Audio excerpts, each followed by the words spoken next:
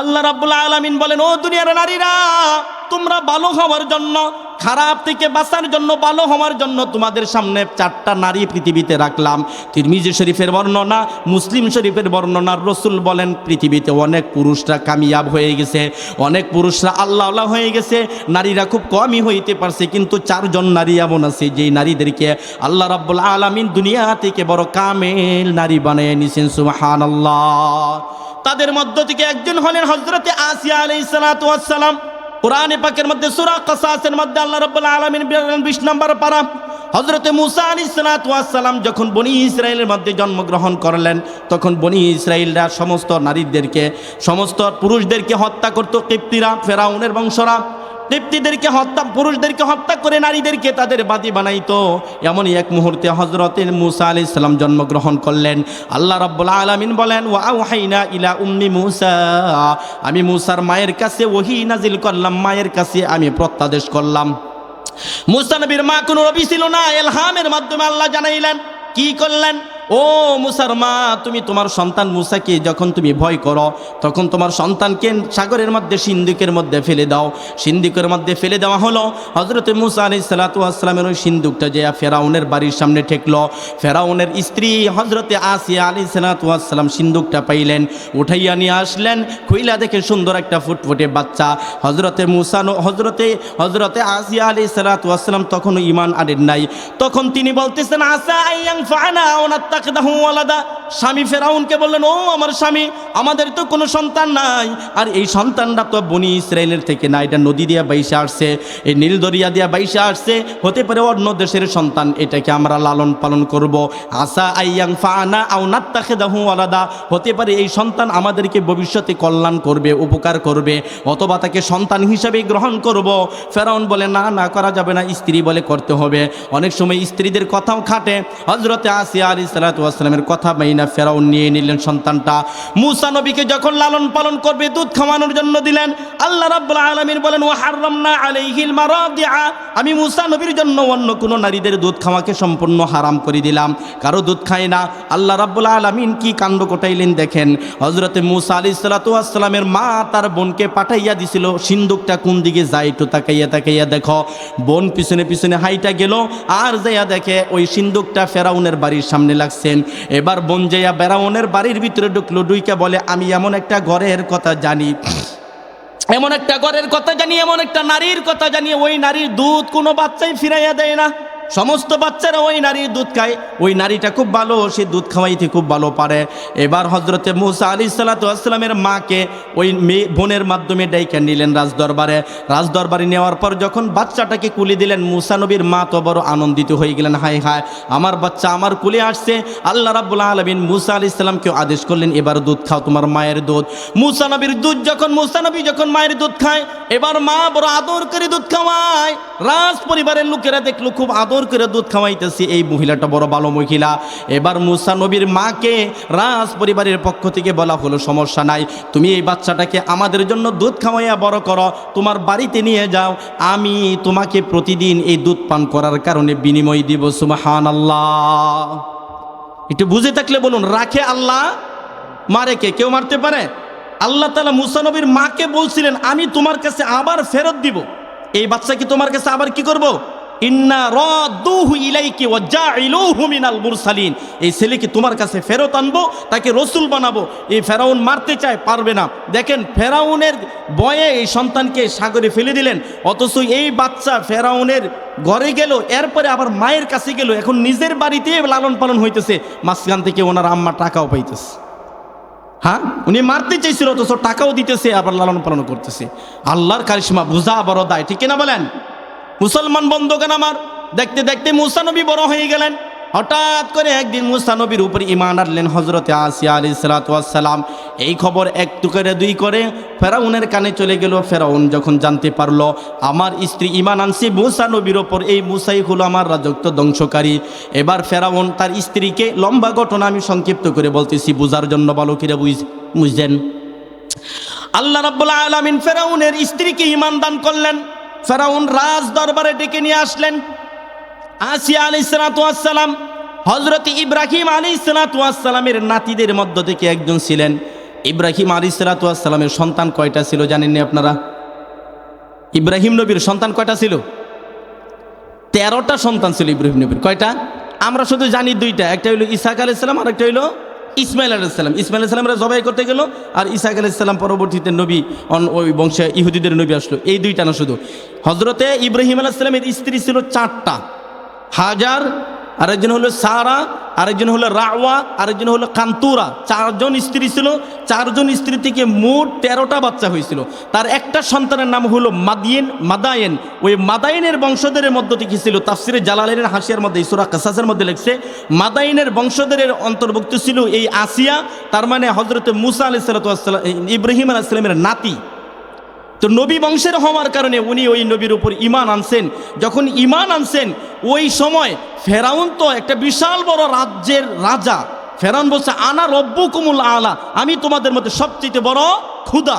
এই এত বড় ফেরাউন একটা বিয়ে করবেন, তাহলে পুরা দেশ ছাইব্যা, পুরা দেশ থেকে যাচাই বাছাই করে একটা সুন্দরী নারী বিয়ে করবেন না? আসিয়া আলাইহিস সালাম তৎকালীন সময় সবচেয়ে সুন্দরী নারী। তারিখে ইবনে খালদুনের মধ্যে লিখছেন, আল্লামা ইবনে খালদুন রহমতুল্লাহ আলাইহি, সবচেয়ে সুন্দরী নারী তারে ফেরাউন তার রাজ দরবারে ডাকছে। ও ফেরাউনের স্ত্রী, তুমি তো আমার স্ত্রী, রাজরানী হিসাবে তোমাকে রেখেছি, তুমি কেন আমাকে বর্জন করে মুসার খোদাকে খোদা মানো? এই মুহূর্তে জবাব দিতে হবে, না হয় বিচার বড় করা হবে। হামানকে ডেকে বলে, কি বিচার করা যায়? রাজ দরবারের মধ্যে রাজার যত মন্ত্রী মিনিস্টার আছে সবার সামনে হযরতে আসিয়া আলাইহিস সালামের গায়ের কাপড়গুলো খুলে ফেলল। নাউজুবিল্লাহ।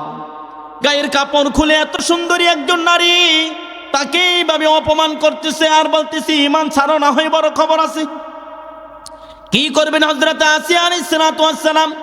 যতই তাকে যন্ত্রণা দেয় ফেরাউন, কিন্তু তিনি ঈমান ছাড়েন না, ঈমানের উপর অটল।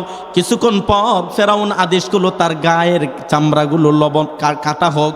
কাঁচি দিয়া তার গায়ের চামড়াগুলো কাটার পর ওই কাটা গায়ের মধ্যে লবণ আর মরিচ দিয়ে দিল। কি পরিমাণ যন্ত্রণা হতে পারে! এতগুলো পুরুষের সামনে একজন নারীর উপর এই ধরনের নির্যাতন আর যন্ত্রণা দেওয়া হচ্ছে। এইভাবে যন্ত্রণা দিতে দিতে যখন এক পর্যায়ে এসে অসহ্য হয়ে যাচ্ছে, এবার ফেরাউন জিজ্ঞাসা করলো, এখনো সময় আছে, বলো তুমি আমারে খোদা মানো নাকি মুসার খোদারে খোদা মানো? তখন হযরতে আসিয়া আলাইহিস সালাম বলেন, আমি আল্লাহরে খোদা মানি। সুবহানাল্লাহ।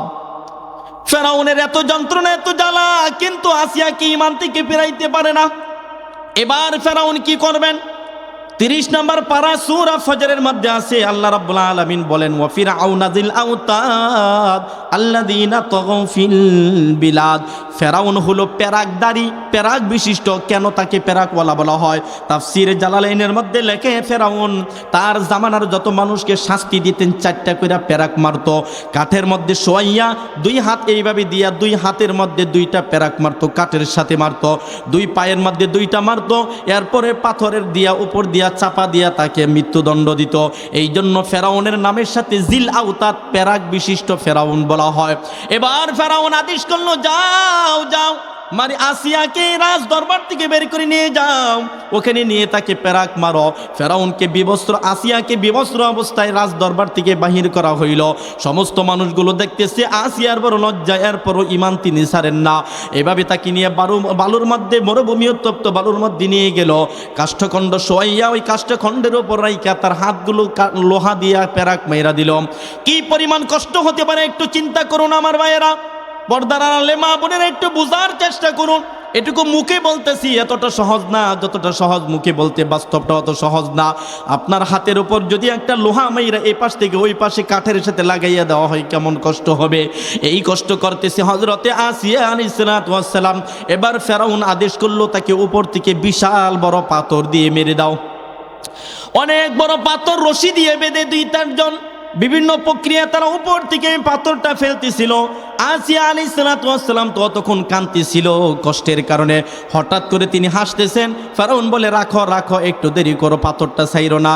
এবার মনে হয় ভয় পাইছে, ভয়ের কারণে মনে হয় পাগল হয়ে হাসতে শুরু করছে। জিজ্ঞাসা করতেছে, কি ব্যাপার ফেরাউনের, কি ব্যাপার আসিয়া, হাসো কেন? এখনো কি বুঝে আসছে কিনা? যদি বুঝে আইসা থাকে তাহলে ঈমান আনো, আমার উপর ঈমান আনো, মুসার খোদার উপর ঈমান ছেড়ে দাও, তাহলে তোমাকে রক্ষা দিয়ে দিব। হযরতে আসিয়া আলাইহিস সালাম বলেন, ও ফেরাউন শোনো, আমি তো এই জন্য কাঁদি না যে আমি দুনিয়া থেকে বিদায় নিয়ে যাইতেছি, আমারে তুমি যন্ত্রণা দিতেছো, আমি পাগল হয়ে গেছি, এই জন্য কান্দি না।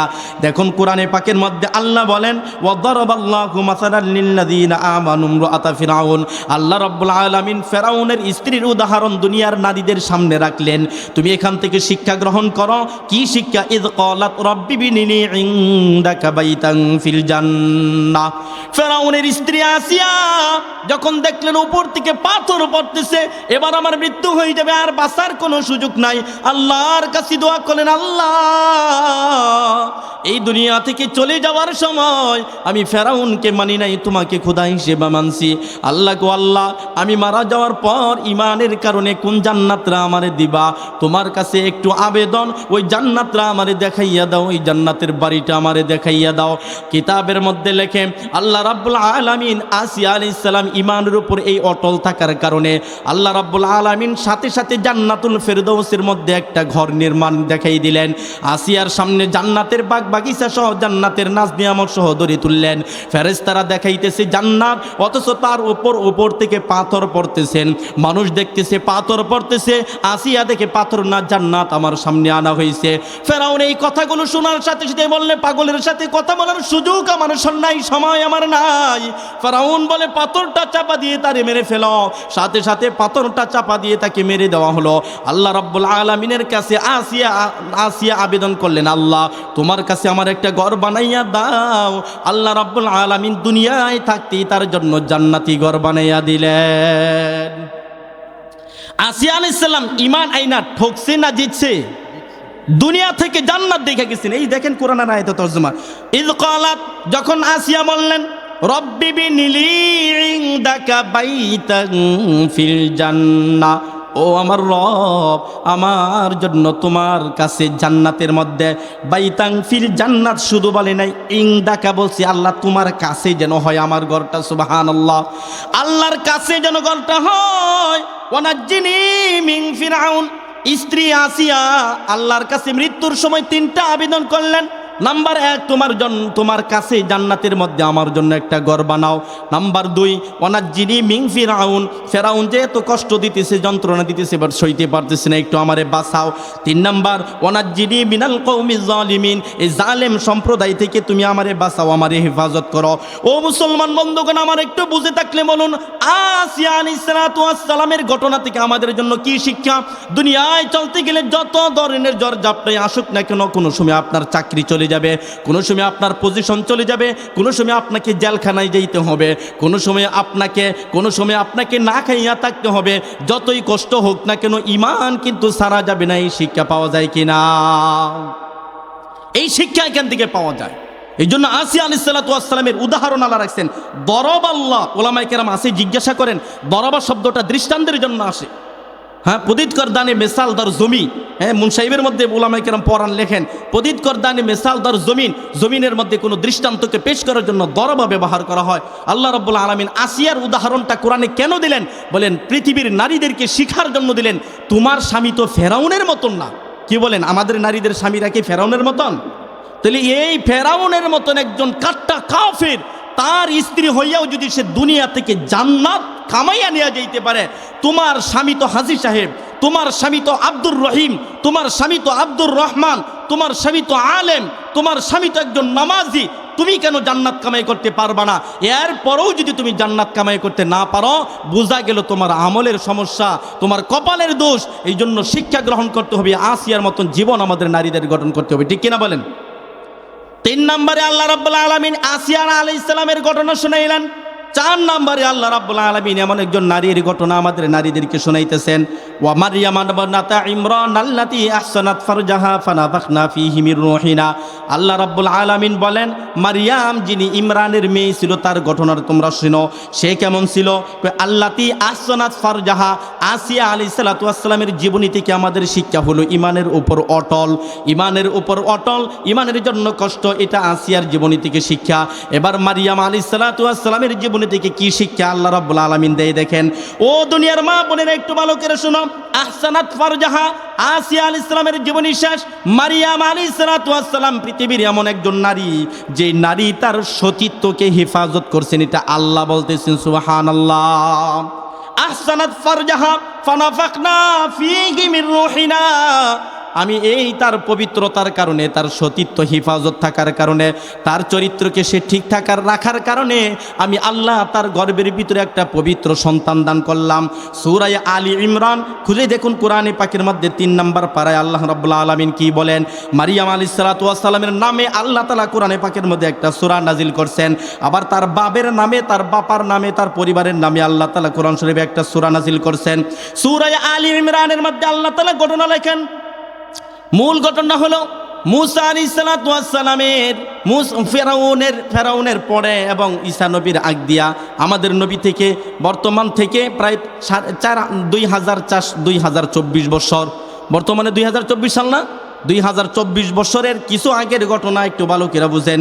আল্লাহ রাব্বুল আলামিন কোরআনে পাকের মধ্যে ঘটনাটাকে বিস্তারিত উল্লেখ করছেন। বনি ইসরায়েলের মধ্যে একজন ব্যক্তি ছিল, তার নাম ছিল ইমরান। ইমরান বড় ভালো মানুষ ছিল। বর্তমান যে ফিলিস্তিন, এই ফিলিস্তিনের মসজিদ বাইতুল মুকাদ্দাস মসজিদের ইমাম সাহেব, কিন্তু তার স্ত্রীর কোনো সন্তান হয় না। একদিন তার স্ত্রী একটা পার্কের মতন জায়গায় বেড়াইতে গেছে, যাওয়ার পর দেখে পার্কের মধ্যে পাশে বসে আছে, পাশে একটা গাছের মধ্যে একটা পাখি আসছে। পাখি তার বাচ্চাটাকে সুন্দর করে আদর করে খাওয়াইতেছে। পাখির বাচ্চার এই আদর দেইখা, ভালোবাসা দেইখা ইমরানের স্ত্রীর মনের মধ্যে বড় ব্যথা লাগলো। আহারে, পাখি যেরকম তার বাচ্চাকে আদর করে ভালোবাসা দেয়, আমারও যদি একটা সন্তান থাকতো, আমি আদর করে আমার বুকের দুধটা তারে খাওয়াইতাম, আমিও তারে ভালোবাসা দিতাম, বুকের মধ্যে রাখতাম। আল্লাহ আমার দোয়াটা কবুল করো, আমার একটা সন্তান দান করো। হযরতে ইমরানের স্ত্রী ওই জায়গার মধ্যে বসে মান্নত করলেন, আল্লাহ তুমি যদি আমার একটা সন্তান দান করো, ওই সন্তানটাকে আমি তোমার ঘর বাইতুল মুকাদ্দাসের ইবাদতের জন্য দিয়ে দিব। কি বলেন, উনি কি মাজারে যেয়ে মান্নত করছেন? কার নামে করছেন? আল্লাহর নামে করছেন। মাজারে যেয়ে মান্নত করেন নাই, উনি আল্লাহর নামে মান্নত করছেন, আল্লাহ তুমি আমার একটা সন্তান দান করলে বাইতুল মুকাদ্দাসের খেদমতের জন্য দিয়ে দিব। দেখছি একটা পাখি তার বাচ্চারে আদর করতেছে, ওনার কষ্ট লাগছে। মহিলা মানুষ, লাগতেই পারে কষ্ট। আল্লাহ রাব্বুল আলামিন বলেন, ইয ক্বালাত ইমরাতু ইমরান রাব্বি ইন্নী নাযারতু লাকা মা ফি বাতনি মুহাররারান ফাতাকাব্বাল মিন্নী ইন্নাকা আনতাস সামিউল আলিম। আল্লাহ বলেন, ইমরানের স্ত্রী যখন এই মান্নত করলো, আল্লাহ আমার পেটের ভিতরে যে বাচ্চাটা, এটা বাইতুল মুকাদ্দাসের ইবাদতের জন্য দিয়ে দিলাম, তুমি আমার পক্ষ থেকে এটাকে কবুল করো। আল্লাহ রাব্বুল আলামিন ওই জায়গার মধ্যে থেকে চলে যাওয়ার পর, ওই রাত্রে যখন সে তার স্বামীর সাথে শয়ন করছে, আল্লাহ রাব্বুল আলামিনের মেহেরবানি হইল, ওই রাত্রি তার গর্ভে বাচ্চা আসলো। কিছুদিন পর বাচ্চাটা বড় হইল। বড় হওয়ার পরে এই বাচ্চাটা যখন প্রসব করলো, প্রসব করার পর মা তাকাইয়া দেখে এই বাচ্চাটা কোনো ছেলে না, বাচ্চাটা হলো মেয়ে। মেয়ে মানুষ কি মসজিদের খেদমত করতে পারবে? কি বলেন, মেয়ে মানুষের মসজিদে যাইতে দিবে মানুষ? কিন্তু বর্তমানে একটা শ্রেণী আছে, এরা কোরআন হাদিসের দোহাই দিয়ে আমাদের নারীদেরকে মসজিদে নেবার যায়, ঈদগায় নেবার যায়। আছে কিনা বলেন? চিনেন না এদেরকে? এরা আহলে হাদিস। এরা কারা? আহলে হাদিস। হাদিস দেখায়, অথচ হাদিস তারা মানে না। কোরআন এবং হাদিস দিয়ে প্রমাণ করব। যদি কেউ দেখাইতে পারে যে নারীদের বর্তমানে মসজিদে যেতে হবে, তাহলে তার সাথে চ্যালেঞ্জেস। বিষয় আজকে ওইটা না, অন্য বিষয়, এই জন্য ওইটা দিকে যাচ্ছি না। কোরআন এবং হাদিস দ্বারা প্রমাণিত নারীরা মসজিদে যাবে না, নারীরা মসজিদে যাবে না। তো দেখেন, এই মহিলাটা সাথে সাথে বললেন, রব্বি ইন্নী ওয়াদাতুহা উনসা, আল্লাহ গো আল্লাহ আমি মান্নত করলাম তোমার বাইতুল মুকাদ্দাসের খেদমত করার জন্য, অথচ আমি প্রসব করলাম একজন নারী। নারী কি কইরা মসজিদের খেদমত করবে? এটা হতে পারে না।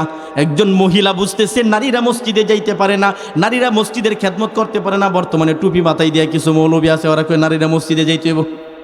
কথাটা বুঝতেছেন? এটা কোরআন না, কোরআনের কথা। সূরা আলী ইমরান, রব্বি ইন্নী ওয়াদাতুহা উনসা, আল্লাহ বলেন আল্লাহু আ'লাম বিমা ওয়াদাত, আল্লাহ খুব ভালো জানে তুমি কি প্রসব করেছো। এরপরে দেখেন কি বলে, ওয়ালাইসা যাকারু কাল উনসা, আল্লাহ বলে এটা যদিও মেয়ে কিন্তু অনেক ছেলেও এই মেয়ের মতন না, এই মেয়েটা বড় কামেল মেয়ে, এই মেয়েটাকে আমি কবুল করছি কারণ তুমি তো এরা আমার জন্য মান্নত করছো, মান্নতটা বড় সহি ছিল, নিয়তটা বড় সহি ছিল, আমি আল্লাহ তারে কবুল করছি। ওয়া ইন্নী সাম্মাইতুহা মারইয়াম ওয়া ইন্নী উঈদুহা বিকা ওয়া যুররিয়াতাহা মিনাশ শাইতানির রাজীম। সাথে সাথে তার মা এই মেয়েটার নাম রাখলেন মারিয়াম এবং আল্লাহর কাছে দোয়া করলেন, আল্লাহ এই মেয়েটার কাছে, মেয়েটার জন্য তোমার কাছে আশ্রয় চাই, মেয়ের যত সন্তান হবে তাদের জন্য তোমার কাছে আশ্রয় চাই। আল্লাহর হাবিব বলেন, মুসলিম শরীফের বর্ণনা এই আয়াতের তাফসীরের মধ্যে আসছে, রাসূলুল্লাহ সাল্লাল্লাহু আলাইহি সাল্লাম বলেন, দুনিয়াতে যত বাচ্চা জন্মগ্রহণ করে সমস্ত বাচ্চা মায়ের পেট থেকে পড়ার সাথে সাথে একটা চিল্লানি দেয় কিনা বলেন? এই চিল্লানিটা এমনি এমনি দেয় না, মায়ের পেট থেকে বাচ্চা দুনিয়াতে আসার সাথে সাথে শয়তান যাইয়া তারে গুতা দেয়, শয়তানের গুতা খাইয়া, শয়তানের ঘা খাইয়া বাচ্চাটা চিল্লায়। আল্লাহ রাব্বুল আলামিনের রাসূল বলেন, সমস্ত বনি আদমকে শয়তান যাইয়া গুতা দেয় কিন্তু দুইজন রে পারে নাই, একজন হইল হযরতে মারিয়াম আলাইহিস সালাতু ওয়াস সালাম, আরেকজন হইল তার ছেলে হযরতে ঈসা নবী আলাইহিস সালাতু ওয়াস সালাম। কেননা তার মা জন্মের সময় আল্লাহর কাছে আশ্রয় চাইছিলেন, আল্লাহ এদেরকে যেন শয়তান ধরতে না পারে, শয়তান যেন গুতা দিতে, ঘা দিতে না পারে। আল্লাহ রাব্বুল আলামিন বলেন, ফাতাকাব্বালাহা রাব্বুহা বিকবুলিন হাসানি ওয়া আমবাতাহা নাবাতান হাসানা ওয়া কাফফালাহা জাকারিয়া। ধীরে ধীরে আস্তে আস্তে এই মেয়েটা বড় হতে শুরু করলো। কিছুদিন পর মেয়েটার বাবা মারা গেল, মানে বাইতুল মুকাদ্দাসের ইমাম সাহেব মারা গেল। ইমাম সাহেব মারা গেছে, মেয়েটাকে কে লালন পালন করবে? বড় ব্যাপার, বড় সমস্যা। আল্লাহ রাব্বুল আলামিন বললেন, আমি আল্লাহ যাকে কবুল করি কেমনে করি দেখো। এই মেয়েটার বাবা কিন্তু কোনো নবী ছিল না, একটা মসজিদের ইমাম ছিল। আমি আল্লাহ চাইলাম এই মেয়েটার লালন পালন খুব ভালো হোক, কিভাবে করব? বাবা মারা গেল, এবার মসজিদের যারা মুসল্লি তারা বলে এই মেয়েটাকে আমরা লালন পালন করব, আমাদের ইমাম সাহেবের মেয়ে। আর বর্তমান যিনি ইমাম, তারপরে তার ভাইরা জাকারিয়া আলাইহিস সালাম ইমাম হইলেন। উনি বলেন আমি তাকে লালন পালন করব, কারণ আমি এই মেয়ের খালা বিয়ে করছি, আমার কাছে এই মেয়ের খালা আছে, আমি এক তো খালু আবার নতুন ইমাম, আমি লালন পালন করব। মুসল্লিরা বলেন না না, আমাদের ইমাম সাহেবের মেয়ে আমরা লালন পালন করব। এখন দুই দলের মধ্যে একটু ঝগড়াঝাটি, দুই দলের মতানৈক্য, কি করবেন কি করবেন। কোরআন বলে দেখেন কত চমৎকার কথা। আল্লাহ রাব্বুল আলামিন সমাধান দিয়ে দিলেন, যালিকা মিন আম্বাইল গায়বি নুহিহি ইলাইক। ও নবী মুহাম্মদ, আপনার জন্ম থেকে 570 বছর আগের ঘটনা আপনাকে আমি ওহী নাজিল করে শুনাই দিতেছি।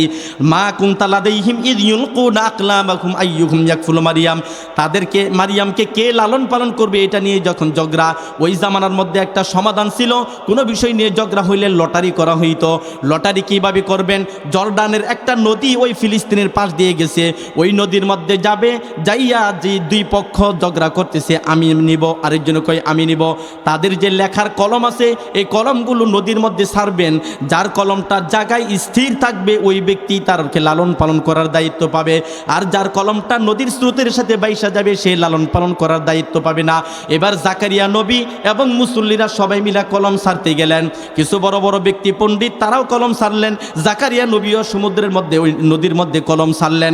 কলমটা ছাড়ার সাথে সাথে অন্য অন্য মানুষের কলমগুলো নদীর ভাটির দিকে যাইতে শুরু করলো, নদীর স্রোতের সাথে যাইতে শুরু করলো, কিন্তু জাকারিয়া নবীর কলমটা ওখানে বাইসা যায় না।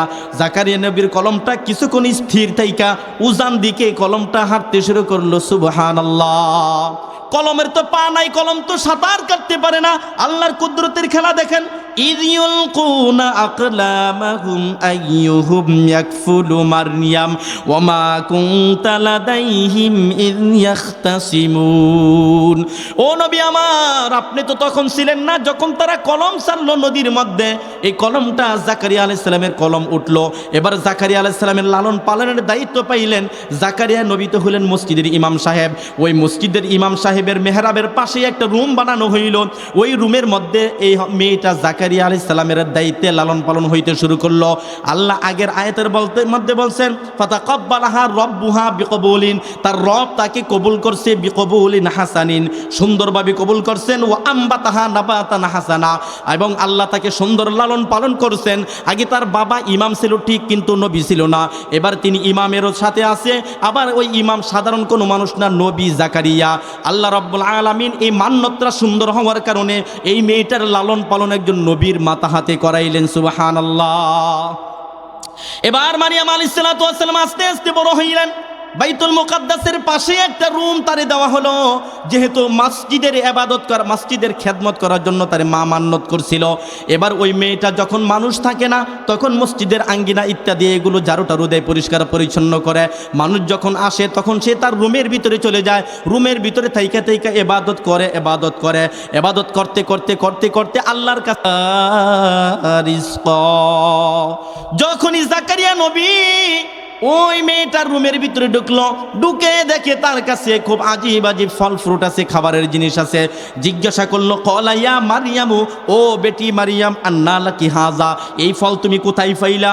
এই জামানায় তো এই ফল নাই। কথার কথা মনে করেন এই বর্তমানে আমাদের দেশে কাঁঠাল তো নাই, নাকি আছে? এখন যদি কাঁঠাল বাড়ি বাড়িতে থাকে আশ্চর্যের কথা মনে হবে কিনা, হাই হাই এখন কাঁঠাল কোথায় পাইল? এখন যদিও বিভিন্ন কৃত্রিম উপায়ে কাঁঠাল টাটাল ইত্যাদি পাওয়া যায়, কিন্তু ওই রকম অ্যাভেলেবেল পাওয়া যায় না। আমি ঢাকায় থাকি, এখনো কোনো কাঁঠাল দেখি নাই। যদি এরকম আনমৌসুমি ফল পাওয়া যায়, বড় আশ্চর্যের বিষয়। হযরতে মারিয়াম আলাইহিস সালাতু ওয়াস সালামকে জাকারিয়া নবী জিজ্ঞাসা করলেন, কোথায় পাইলাম? এবার দেখেন মেয়েটার জবাব কি, ক্বালাত হুয়া মিন ইনদিল্লাহ। এই ছোট্ট মেয়ে বলে, এই ফলটা দুনিয়ার কোনো ফল না, এই ফল আল্লাহর পক্ষ থেকে আমার কাছে প্রতিদিন আসে। সুবহানাল্লাহ। মেয়েটা কেমন ইবাদত গুজার, কিভাবে ইবাদত করতেছেন যে আল্লাহ তার ইবাদতে খুশি হইয়া তার কাছে ফল পাঠাইছে জান্নাত থেকে খাওয়ার জন্য। এক বেলা না, দুই বেলা না, সব সময়। এবার ইন্নাল্লাহা ইয়ারযুকু মান ইয়াশাউ বিগাইরি হিসাব। মেয়েটা বলতেছেন আল্লাহ যাকে ইচ্ছা তাকে অনিয়মিত এরকম ব্যাপকভাবে রিজিক দিতে পারেন। এবার জাকারিয়া নবীর তখন বয়স প্রায় 100-র কাছাকাছি। তাফসীরের কিতাবের মধ্যে লেখে জাকারিয়া নবীরও কোনো সন্তান নাই।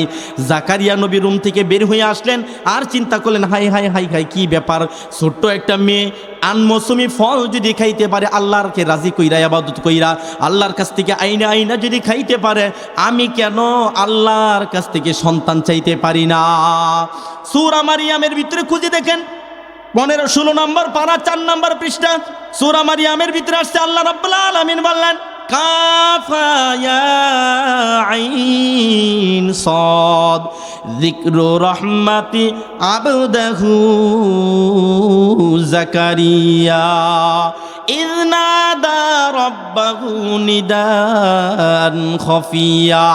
জাকারিয়া নবী ওই জায়গা থেকে শিখলেন আল্লাহর কাছে ডাকলে পাওয়া যায়। এই জন্য জাকারিয়া নবী শেষ রাত্রে যাইয়া তাহাজ্জুদের নামাজ পড়া গভীর রজনীতে আল্লাহর কাছে চুপে চুপে ডাকতেছে, নিদা আন খাফিয়া। কি বইলা ডাকে? ক্বালা রব্বি ইন্নী ওয়াহানাল আযমু, ও আমার রব, আমার হাড়গুলো নরম হয়ে গেছে, পুরান হয়ে গেছে। ওয়াসতা আলার রাসু, মাথার চুলগুলো পেকে গিয়েছে। সাইবা ওয়ালাম আকুম বিদুআইকা শাকিয়া, এই মুহূর্তেও আমি তোমার কাছে দোয়া করা থেকে কি না নিরাশ না। ওয়া ইন্নী খিফতুল মাওয়ালি আমি ওয়ারাই ওয়া কানাত ইমরাতি আকির, আমি আমার পূর্বপুরুষদের যেই বংশধর যে সিলসিলায় নবুয়ত আসতেছি, এটার ব্যাপারে আমার চাচাতো ভাই যারা আছেন এদের ব্যাপারে ভয় করতেছি, তারা নবুয়তকে দইরা রাখবে না। ওগো আল্লাহ, আমার স্ত্রী যদিও বাঞ্জা, ফাহাবলি মিন লাদুনকা ওয়ালিয়া, তোমার পক্ষ থেকে আমার একটা ওয়ারিস দান করো। ইয়ারিসুনি ওয়া ইয়ারিসু মিন আলি ইয়াকুব, আমার এবং ইয়াকুব নবীর বংশধরের থেকে সে ওয়ারিস হবে। ওয়াজআলহু রাব্বি রাদিয়া, আল্লাহ গো তারা নেককার বানাইয়া দাও।